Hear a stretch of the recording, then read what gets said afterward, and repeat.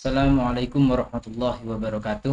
Waalaikumsalam warahmatullahi wabarakatuh. Alhamdulillahirabbil alamin. Assalatu wassalamu ala asyrafil anbiya wal mursalin sayyidina Muhammadin wa ala alihi wa sahbihi ajma'in, amma ba'du. Alhamdulillahirabbil alamin. Masih bersama Kiai Misbah, Ketua Umum Aswaja Center. Kiai, bagaimana kabarnya Kiai? Alhamdulillah. Alhamdulillah. Sehat Ustaz? Sehat. Sebagaimana yang kita tahu pada zaman-zaman yang sekarang ini Kiai, bahwasannya bid'ah itu orang-orang banyak menganggap semua bid'ah itu yang salah.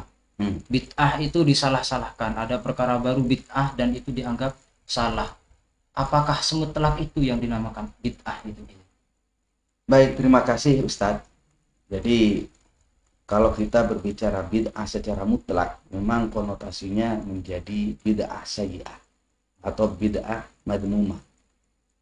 Karena Rasulullah SAW mengingatkan memang awas, iyakum, waspada terhadap muhadditsatil umur, sesuatu yang baru yang tidak pernah ada di zaman Sayyidina Rasulullah. Karena kullu bid'atin dhalalah, kan begitu kan? Setiap bid'ah itu adalah sesat.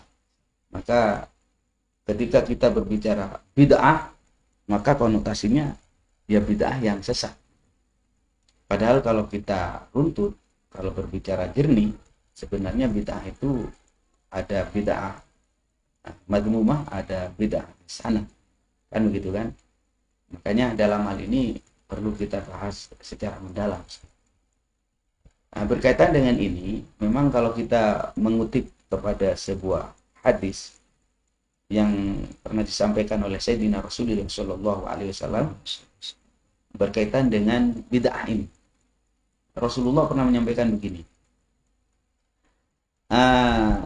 inna khairul hadis kitabullah, sesungguhnya sebaik-baiknya pembicaraan adalah kitabullah, wa khairul huda, wa khairul huda, tadi ada inna, wa khairul huda, sebaik-baiknya petunjuk adalah huda Muhammadin, petunjuknya Nabi Muhammad sallallahu alaihi wasallam, wa syarrul umur muhdatsatuha, sejelek-jeleknya sesuatu adalah sesuatu yang diada-adakan, di mana di zaman pun nggak ada. Dan ini yang menjadi biang, wa kullu bid'atin dhalalah, seluruh bid'ah adalah tersesat. Ini saya kutip di dalam hadis rawahu Muslim. Berkaitan dengan ini, memang kalau kita mutlakkan bid'ah, ada tanda seru apalagi. Bid'ah itu identik dengan ya dhalalah, bid'ah sayyi'ah, bid'ah madmumah, atau bid'ah yang tidak baik. Tapi kita harus paham, jadi definisi bid'ah. Kalau kita mengacu misalnya di dalam kitab Tahdhibul Asma wal Lughat yang disusun oleh Al-Imam An-Nawawi, itu disebutkan bahwa bid'ah itu hiya ihdatsu ma lam yakun fi ahdi Rasulillah sallallahu alaihi wasallam. Jadi bid'ah itu adalah melakukan sesuatu yang baru yang tidak pernah terjadi di zaman Rasulullah. Banyak jadi ini Kiai. Jadi banyak, itu melebar itu. Jadi kalau ihdatsu ma lam yakun fi ahdi Rasulillah, itu definisi ini akan terkena semua, banyak. Semuanya. Ya. Umum, secara umum ya. Termasuk misalnya sesuatu yang tidak ada di zaman Rasulullah hari ini kita lakukan. Misalnya ada tradisi pengajian malam minggu misalnya, atau kita ngadain pengajian di hari Senin, khataman Quran di waktu hari Selasa misalnya. Ya, kalau dicari-cari teksnya yang mengarah kepada itu kan nggak ada. Nggak ada Kiai. Maka kita akan sepakat mengatakan itu apa? Bid'ah. Ya, bid'ah. Makanya kita harus memahami ini dulu. Terus apakah otomatis bid'ah sayyi'ah? Belum tentu kan? Jadi kita harus pelajari dulu. Jadi kalau kita mengatakan iya ihdatsu ma lam yakun fi ahdi Rasulillah, maka ini banyak yang masuk. Bisa saja itu adalah bid'ah hasanah atau bid'ah sayyi'ah. Kan begitu kan? Tapi kita akan mengatakan kalau nggak ada di zaman Nabi dan dilakukan hari ini, maka itu namanya bid'ah. Namun demikian, Al-Imam Abu Abdillah Muhammad bin Idris Asy-Syafi'i, yang kita kenal dengan Imam Syafi'i, beliau menyampaikan begini, al-muhdatsatu darbani. Sesuatu yang baru yang tidak pernah terjadi di zaman Nabi lantas dilakukan setelahnya, baik di zaman sahabat maupun di zaman tabi'in, di zaman tabi'in sampai sekarang. Di zaman Nabi nggak ada. Itu namanya kalau dilakukan disebut al-muhdatsat. Kan begitu kan? Beliau menyampaikan darbani, ada dua. Ada yang pertama, ma uhdisa yukhalifu kitaban au sunnatan au ijma'an bahwa bid'atud dhalalah. Jadi sesuatu yang baru yang tidak pernah dilakukan di zaman Nabi, yang diada-adakan. Namun sesuatu yang baru itu yukhalifu, menyalahi terhadap Al-Quran, menyalahi terhadap As-Sunnah, qaulan wa fi'lan atau takriron, ya. Au ijma'an, atau menyalahi terhadap ijma' ulama, maka fahuwa bid'atud dhalalah.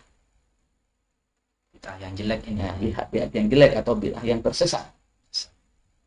Tapi sebaliknya, wa ma uhditsa fil khair, sesuatu yang diada-adakan dalam masalah kebaikan, la yukhalifu syai'an min dzalik, jadi tidak menyalahi Al-Quran, tidak menyalahi hadis, tidak menyalahi ijma' ulama, wa huwa muhdatsatun ghairu madhmumatin, maka ini disebut muhdatsat atau bid'ah yang tidak madhmumah. Andaikan pembagian ini, mohon maaf, saya yang ngarang-ngarang, jangan dengerin Ustaz. Tapi saya kutip ini di dalam kitab yang disusun oleh Al-Hafidz Al-Baihaqi yang menjelaskan tentang manaqib Al-Imam Asy-Syafi'i, juz 1 halaman 469, berkaitan dengan ini. Terus bagaimana dengan kalimat kullu bid'atin dhalal? Kan gitu kan? Kullu bid'atin semuanya secara keseluruhan. Secara keseluruhan. Kok berani-beraninya memang dibagi lagi.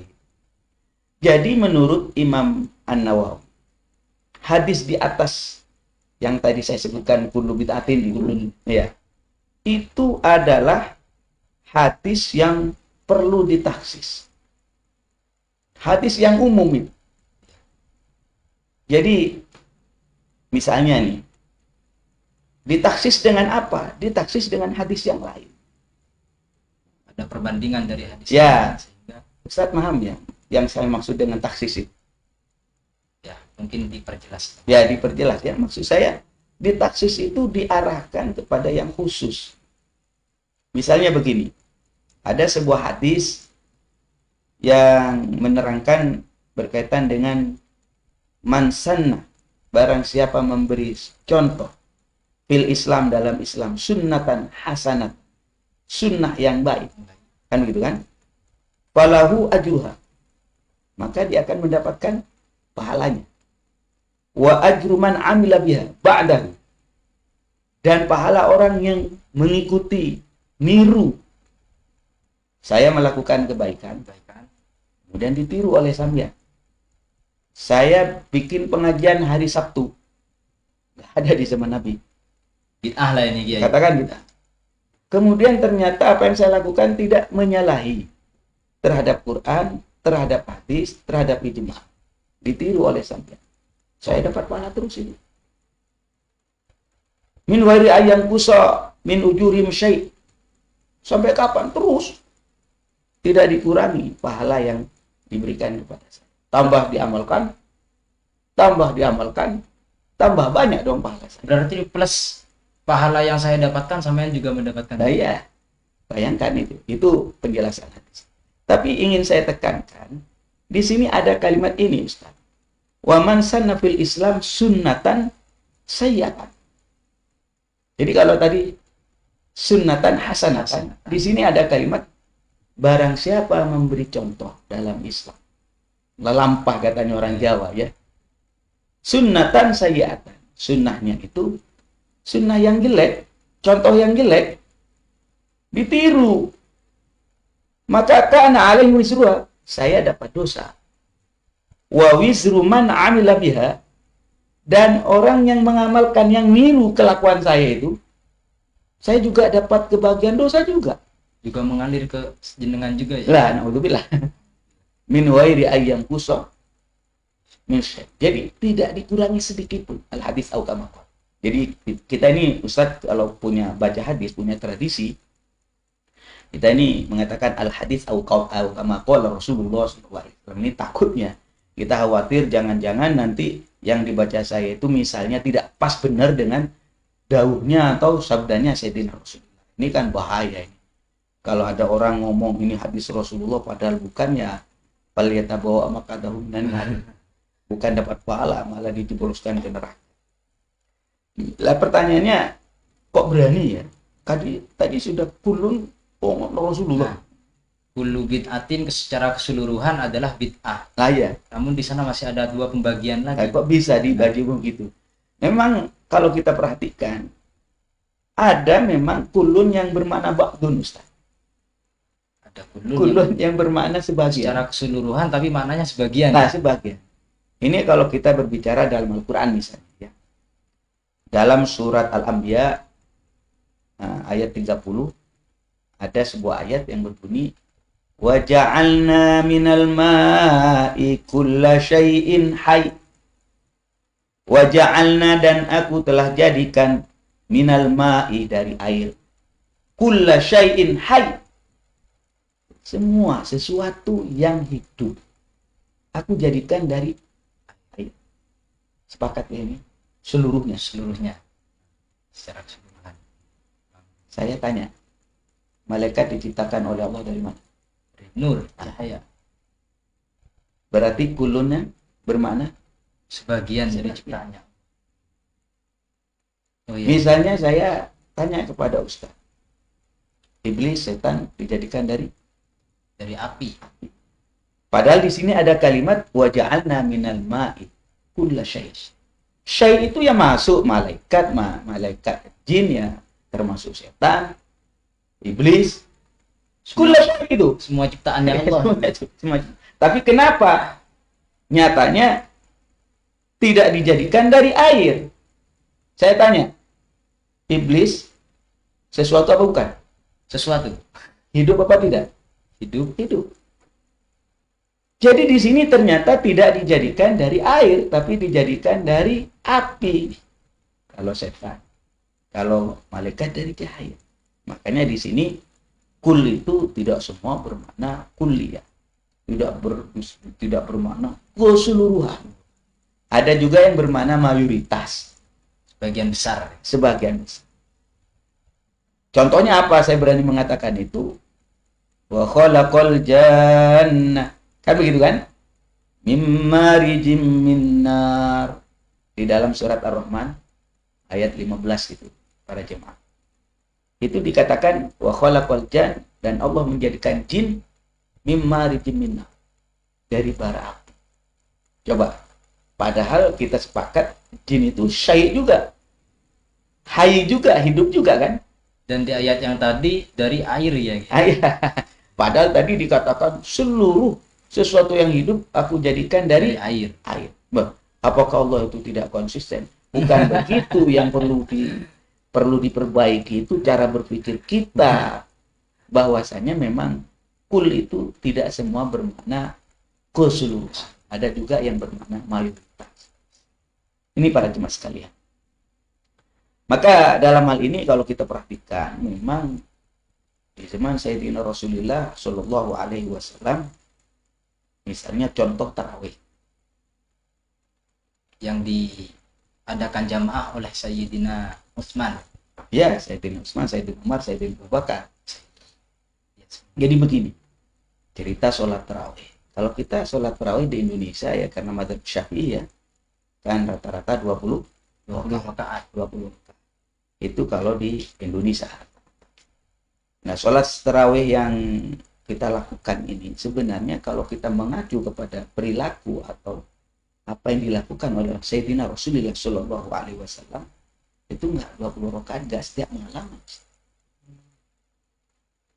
Jadi memang Di zamannya Rasulullah berbeda, bukan 20 rakaat berarti Kiai. Ya bahkan tidak setiap malam. Tidak setiap malam. Tidak setiap malam. Ini ada sebuah hadis misalnya ya, hadis yang diceritakan di dalam Sahih Bukhari. Hadis Sahih Bukhari nomor hadisnya itu 10.061. Itu disebutkan begini, bahwa Rasulullah Shallallahu Alaihi Wasallam pernah satu ketika sholat, ya, sholat dan diikuti oleh para sahabat. Ini pada malam Ramadan. Summa sholla minal qabilah. Besoknya ini sholat lagi Rasulullah. Malamnya tadi sholat, besoknya sholat lagi. Diikuti oleh sahabat. Fakasuran nas. Banyak yang ikut. Banyak yang ikut. Summa jitama'u minal lailati salisah. Di hari ketiga ditunggu. Oh, Nabi Muhammad setelah sholat Isya ini sholat saya kemarin. Pengen jamaah lagi ya Pengen. kemarin. Rasulullah itu oleh para sahabat itu segala-galanya, Ustaz. Jangankan sampai sholatnya. Rasulullah Shallallahu Alaihi Wasallam saja kalau meludah itu diambil, jadi nggak jatuh ke bumi sampai segitunya. Mengambil ludahnya Rasulullah Sampai segitu. Jadi ta'zimnya, taatnya para sahabat kepada Sayyidina Rasulullah Muhammad Sallallahu Alaihi Wasallam. Bahkan kalau saya perhatikan, Ustaz, Sayyidina Abu Bakar, saking beliau ini ikut aliran rasional. Jadi kalau melakukan apa-apa itu diukur dengan akalnya. Pernah satu ketika Sayyidina Abu Bakar itu mencium Hajar Aswad. Itu masih, kalau bahasa kita yang ngedumel, sebenarnya bukan. Tapi masih gerundem begini. Saya tahu kamu ini cuma sekedar batu hitam. Kau andaikan Nabi Muhammad tidak pernah mencium Hajar Aswad, saya nggak bakalan mencium kamu.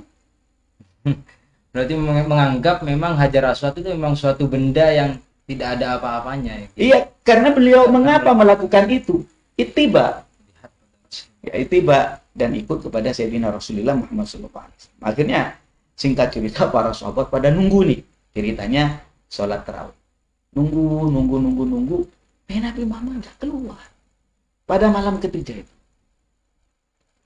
Yang kemarin-kemarinnya itu banyak yang ikut ya. Ya pertama sedikit, besoknya makin banyak. Makin Hari banyak. ketiga, ya berita lah viral kira-kira begitu. Viral bahwasanya Nabi Muhammad akan sholat dan ditunggu oleh para sahabat. Tiba-tiba sampai malam. Rasulullah nggak keluar. Sampai subuh. Akhirnya setelah falamma asbaha, setelah sampai subuh, Ustaz, qala qad ra'aitul ladzi sana'tum. Aku tahu kamu semalam nunggu. Pada nunggu ya di masjid ya. Falam yamna'ni minal khuruj. Sebenarnya saya ada hal yang mencegah untuk saya keluar. Bukan sekedar apa ya. Saya khawatir illa annani khasyitu an tufrada alaikum. Saya khawatir sholat tarawih ini, kemudian dikenal dengan sholat tarawih. Sholat ini nanti dianggap wajib. Itu sebabnya Nabi Muhammad gak keluar. Nggak keluar. Para manusia udah, Ya para sahabat ikut. Dan luar biasa semangatnya untuk menunggu bersama-sama sholat bersama Rasulullah Sallallahu Alaihi Wasallam. Wadhalika fi Ramadan. Kejadian ini di bulan. Ini artinya apa? Kalau kita perhatikan bahwa sholat tarawih itu hanya dilakukan 3 hari, malah tidak sampai 3 hari. gak keluar lagi Nabi Muhammad. Lah, ini para jemaah sekalian. Oh, para jemaah kayak pengajian jadinya. Jadi, lantas siapa yang kemudian pola 20 rakaat dan yang lain-lain itu muncul? Lah ini kemudian kita cari di dalam hadis Rawahul Bukhari. Ini nomor hadisnya 1871. Itu ternyata Sayyidina Umar. Jadi Sayyidina Umar ini di zaman Sayyidina Umar ketika beliau menjadi khalifah. Jadi begini. Kharajatu ma'a Umar ibn al-Khattab fi Ramadan. Ini Abdurrahman bin Abdul Qari mengatakan saya itu keluar bersama Sayyidina Umar melihat di masjid saat itu, faidan nas auza'un mutafarriqun. Jadi masing-masing ada yang ya sendirian, ada yang malam-malam Ramadan ini yang melakukan yang Rasulullah lakukan dulu ya. ya kira-kira begitu, tapi mereka sholatnya itu gak ada yang mengimamin lah, mutafarriqun. Yusallar rajul li nafsihi wa yusallar rajul wa yusalli bi salati ar-radu faqala Umar inni ara law jama'tu haula ala qarin wahidin lakan amsal. Jadi katanya Sayyidina Umar, saya berpendapat kalau ini sholat masing-masing ini enggak tapi kira-kira kalau saya mau lakukan sholat berjamaah yang membaca satu orang, artinya ada imam, ada makmum, ini cakep ini, bagus kan begitu kan? Lakana amsal. Summa azama fajama'ahum ala Ubay bin Ka'ab, summa kharajatu ma'ahu lailatan ukhra wan nasu shalluna bi salatin bi salati qarin qala Umar nikmatil bid'ah hadi. Jadi mengakui Sayyidina Umar itu bahwasanya lah ketika orang besoknya tertib diimamin satu imam kemudian diikuti yang lain seperti yang kita perhatikan lah berjamaah artinya wah diperhatikan dikomentari oleh Sayyidina Umar nikmatin bid'ah sebaik-baiknya bid'ah ya ini artinya menyadari bahwasannya itu tidak dilakukan di zaman Sayyidina Rasulullah karena memang kaidahnya tadi ihdatsu malam yakun fi ahdi Rasulullah sallallahu alaihi wasallam. Jadi saya tanya, tarawih yang model kita ini bid'ah apa bukan? Bid'ahnya Sayyidina Umar. Bid'ahnya Sayyidina Umar. Tapi kita jangan sampai mengatakan bid'ahnya dolalah tuh. Nah, iya. Karena kita diperintahkan oleh Rasulullah sallallahu alaihi wasallam, "Alaikum bisunnati, ikut kepada sunnahku, wa sunnatil khulafair rasyidin al-mahdiyyin," termasuk sunnah khulafair rasyidin itu ya Sayyidina Umar radhiyallahu. Ini Ustaz, kira-kira demikian. Tapi memang ada Ustaz. Ada para jemaah sekalian, ada yang ngomong begini, udahlah kalau nggak ada di zaman Nabi. Nggak ada hadis, nggak ada Al-Quran di zaman Nabi nggak ada. Ya udahlah, nggak usah. Itu menunjukkanlah haram, nggak boleh. Nah ini ada yang nyelutuk begitu. Jadi dia itu mengukur boleh dan tidak boleh itu. Pokoknya tidak ada di zaman Nabi nggak boleh. Sehingga dianggap semuanya yang nggak ada di zaman Nabi itu salah gitu. Nggak salah. Pokoknya sesuatu nggak ada di zaman Nabi dilakukan hari ini ya salah, bid'ah, haram. Menganggap bid'ah itu cuma bid'ah dolalah saja. Nah, itulah akhirnya jatuh ke sana. Padahal realitasnya apa yang ditinggalkan oleh Rasulullah SAW itu tidak otomatis haram. Jadi kan kalau kita perhatikan misalnya dalam sebuah ayat dalam Al-Quran ya, wa ma atakumur rasul fakhudhu wa ma nahakum anhu fantah. Ini surat Al-Hasyr. Wa ma atakumur rasul, apa yang datang dari Rasul kepada kamu, ajaran-ajaran, apa perintah, apa larangan, fakhudhu. Perintah, larangan, fakhudhu, ambil. Tapi wa ma nahakum, apa yang Allah larang kepada kamu sekalian, dilarang oleh Rasul, fantahu. Saya ulangi lagi Ustaz. Ini ada sesuatu yang diperintah, ada sesuatu yang dilarang. Saya ulang. Ada sesuatu yang diperintah, ada sesuatu yang dilarang. Paham ya? Jadi kalau diperintah kerjakan sebisanya, mastata'tu. Kan begitu? Kalau di hadis ya. Kemudian kalau dilarang ya fantahu, stop. Tidak ada tawar-menawar. Nah, sekarang pertanyaannya. Tidak diperintah, tidak dilarang. Namanya at-tarku. Saya ulang, at-tarku. Ditinggal sama Nabi. Ditinggal sama Nabi itu banyak. Banyak. Yang paling pasti di depan mata kita misalnya mushaf. Nah, ya. Benar nggak? Mushaf itu. Dulu kan di zaman Nabi Muhammad gak ada yang mushaf. Nggak ada. Apalagi mushaf yang ada di dalam HP. Nah, Mushaf yang ada sekarang beredar dengan kertas, dengan berbagai media, Ustaz ya. Ya nggak ada. Kemudian misalnya termasuk juga apa yang dilakukan oleh Sayyidina Abu Bakar, Sayyidina Umar tadi, melakukan sholat berjamaah, tarawih berjamaah itu kan ditinggal. nggak pernah At-tarku. Maka saya akan mengatakan di dalam kaidah at-tarku la yadullu ala tahrim. Ditinggal oleh Nabi tidak menunjukkan haram. Jadi tidak boleh kita mengatakan, nggak ada di zaman Nabi itu. Nggak ada. Ya udah, kalau nggak ada di zaman Nabi, haram, bid'ah, dolalah. Misal. Ini hukum mana yang sampean pakai? Karena kalau kita perhatikan, saya ulangi lagi, ada perintah, ada larangan. Kalau perintah, kerjakan. Kalau larangan, stop. Kan gitu kan? Dan sekarang pertanyaannya, banyak sesuatu yang tidak diperintah, tidak dilarang, tapi didiamkan. Didiamkan oleh Nabi Muhammad. Ditinggal At-tarku. Ya, at-tarku. Maka di sini saya katakan, di dalam kitab Husnul Tafahum Wadarki limas alati tarki itu halaman 141 dikatakan at-tarku la yadullu ala tahrim. Jadi ditinggal oleh Nabi tidak menunjukkan haram. Jadi bagaimana kita cara mengukurnya? Begini, kalau sesuatu itu tidak ada di zaman Nabi, mari kita ukur. Ukurannya apa? Sesuai dengan Quran enggak? Sesuai dengan hadis enggak? Sesuai dengan ijma ulama, pandangan ulama? Sesuai. Ya udah, ini namanya sesuatu yang baru dan baik. Tapi sebaliknya, ada sesuatu yang baru nggak ada di zaman Nabi. Kemudian yukhalifu kitab, menyalahi terhadap kitab, yakni Al-Quran, menyalahi terhadap as-sunnah, menyalahi terhadap ijma. Maka saya katakan ini adalah bid'ah dolalah. Contoh yang paling nyata di depan mata saya ini sering ada, Ustaz. Mohon maaf, yang bid'ah dolalah, yang nyata.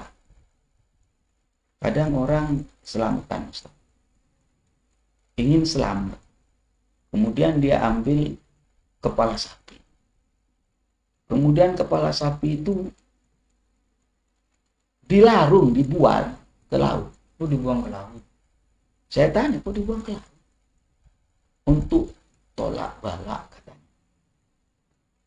Jadi kita tolak balak dengan membuang kepala sapi. Ini jadi garu-garu kepala. Jadi saya ini kepala. Mau dicari di Al-Quran nggak ada? Quran mana ya? Nggak ada. Ini termasuk mubadzir. Tafsir. Ya, kemudian dicari hadisnya, ya nggak boleh. Apalagi ada niatan untuk kasih makhluk halus. makhluk halus. Bisa musyrik nanti. Kan gitu kan. Ditanya kitab-kitab, nggak ada rujukan yang memperbolehkan membuang-buang harta itu, Ustaz.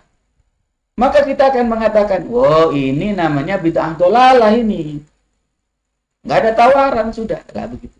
Tapi kalau misalnya yasinan malam Jumat, yasinan malam Sabtu. Sekarang malam apa sekarang? Sekarang ini ya, malam Minggu, malam Ahad. Malam Ahad tiba-tiba kita ngumpul baca surat Kahfi berjamaah. Bismillahirrahmanirrahim. Alhamdulillahilladzi, terus baca surat Al-Kahfi. Ada yang nyeletuk, gak boleh. Kenapa? Di zaman Nabi nggak ada. Nabi nggak pernah melakukan. Nggak pernah. Sampai Nabi tidak pernah melakukan. Ada juga yang ngomong, kok andaikan baik katanya, la sabakuna ilai. Niscaya Nabi akan melakukan. Itu jangan bikin-bikin.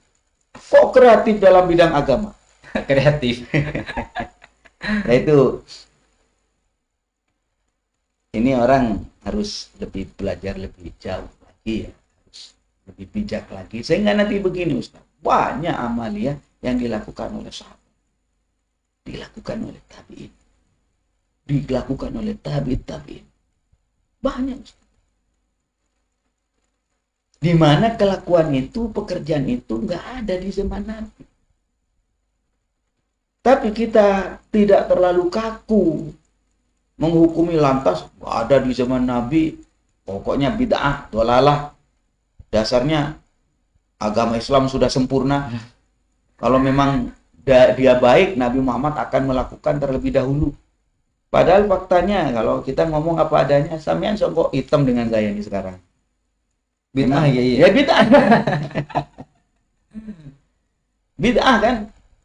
Misalnya sampean pakai sarung, pakai jas begini. Gak begitu Nabi Muhammad pakai baju. Gak pakai ini. Enggak pakai. Artinya kalau kita ngomong apa adanya, baju sampean dengan saya itu baju Jas. ya baju bid'ah. Baju bid'ah. Baju bid'ah. Makanya para jemaah sekalian, saya ingin menekankan bahwa bid'ah ya kalau dikonotasikan dengan jelek ya, dieditikan dengan jelek, memang secara umum mayoritas seperti itu. Tapi jangan sampai kemudian menuduh bid'ah itu semuanya dolalah. Karena faktanya dia akan disebut dolalah, dia akan disebut tersesat, dia disebut tidak baik kalau menyalahi Quran, menyalahi al-hadis atau as-sunnah, dan menyalahi ijma. Kalau tidak menyalahi ya enggak apa. Makanya di sini harus hati-hati. Kita ini kalau ada masalah dibahsul masailkan dulu, didudukkan. Misalnya banyak. Bagaimana sekarang hukumnya orang mengumpulkan Quran atau membuat sebuah Quran dalam sebuah aplikasi misalnya di dalam HP misalnya. Kan di zaman Nabi nggak ada HP. Ada juga dulu Ustadz, ya sederhana, mengatakan bahwa speaker itu nggak boleh. Speaker yang buat azan. Ya iya sampean kan kalau ngimamin itu kan pakai speaker ya. Itu speaker nggak boleh katanya. Kenapa? Nggak ada di zaman Nabi. Sekaku itu. Tapi waktu itu saya perhatikan yang ngomong nggak boleh ini pakai kacamata. Saya ambil. Ini saya tanya, di zaman Nabi ada nggak? Ya nggak ada. Tapi sampean kok pakai? Ya ini kan kacamata. Saya jawab, kalau speaker itu mukabbirus saut, untuk memperbesar suara sekiranya sampai kepada orang. Kalau ini sama-sama memperbesar tapi memperbesar tulisan. Beda memperbesar suara sama memperbesar. Ya, kenapa kalau memperbesar yang suara tidak boleh, memperbesar tulisan kok boleh? Ini Anda nggak adil namanya. Jadi kalau berbicara bid'ah ya bid'ah juga. Inilah Ustadz di antara hal yang bisa kita bicarakan, tapi ala kulli hal tetap hati-hati. Kita jangan sampai longgar memahami masalah ini, terlalu longgar. Memang sesuatu yang terlalu itu ya nggak benar lah ya. Bahwa sesuatu yang sudah terlalu jadi nggak benar. Cuma jangan terlalu rigid juga. Akhirnya kita tidak nyaman menjalankan syariat ini. Aduh, gara-gara beragama kok ruwet.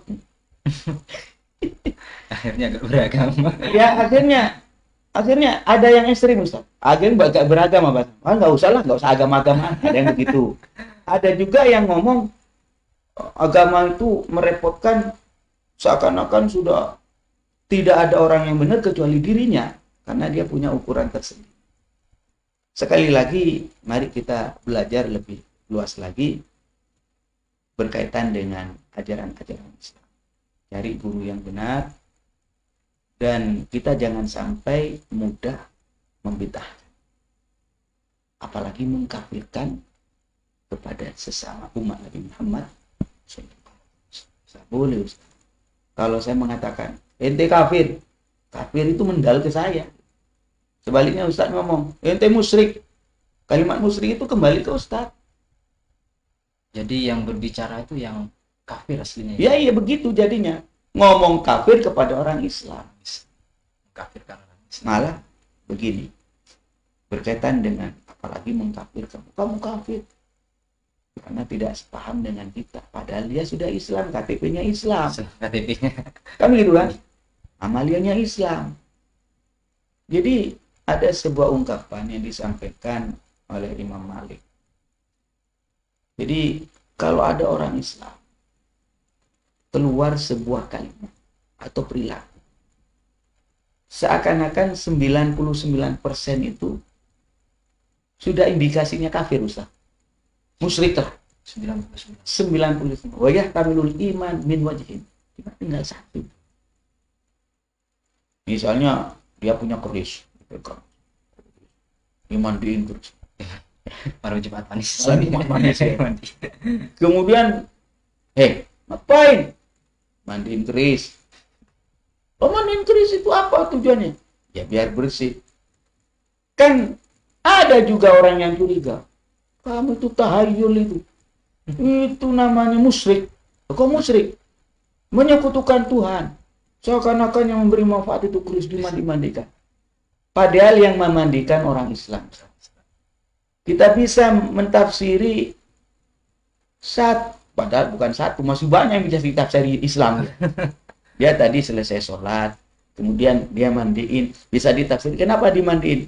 Ya biar tidak tetanus misalnya, biar bersih dan sebagainya. Maka dikatakan 99% seakan-akan kafir, 99% seakan-akan muslim. Tinggal 1%. Maka nahmil amrohu ala iman. Jadi kita harus mengatakan dia itu orang beriman. Meskipun 99%-nya kayak ya sudah nggak benar, sudah musyrik sudah. Nah itu sikap yang kita ambil, kehati-hatian kepada sesama umat Islam, sesama umat Nabi Muhammad Sallallahu Alaihi Wasallam. Kecuali jelas tidak ada tafsir yang lain, Ustaz. Maka kita akan mengatakan nggak bisa ini. Udah menyembah gitu, menyembah patung. Menyembah patung. Tafsirannya apa? Dan seterusnya. Demikian Ustaz berkaitan dengan pembahasan masalah bid'ah, dan ini kita berbicara ini ngobrol santai, tetapi disiarkan langsung di akun daripada pengurus besar Aswad Desa. Terima kasih Ustaz. Alhamdulillahirabbil alamin. Telah kita dengar bahwasanya bid'ah itu tidak semuanya bid'ah itu dolalah atau bid'ah yang tidak dibenarkan oleh Rasulullah. Tapi bid'ah itu lebar, bahkan terbagi menjadi dua. Ada bid'ah yang hasanah, ada bid'ah yang sayyi'ah atau dolalah. Akhirnya kita untuk menghindari kita suudon kepada orang lain, marilah kita berbaik sangka kepada orang lain, agar kita menganggap kalau suatu perkara itu tidak ada di zaman Nabi, tapi kalau masih ada ijma yang masih setuju, ada Al-Quran, ada dalilnya, hadis, maka kita harus mengatakan bahwasanya itu adalah bid'ah yang hasanah. Begitu, kurang lebihnya mohon maaf. Kiai Misbah, terima kasih banyak. Assalamualaikum warahmatullahi wabarakatuh. Waalaikumsalam warahmatullahi wabarakatuh. Terima kasih Ustaz.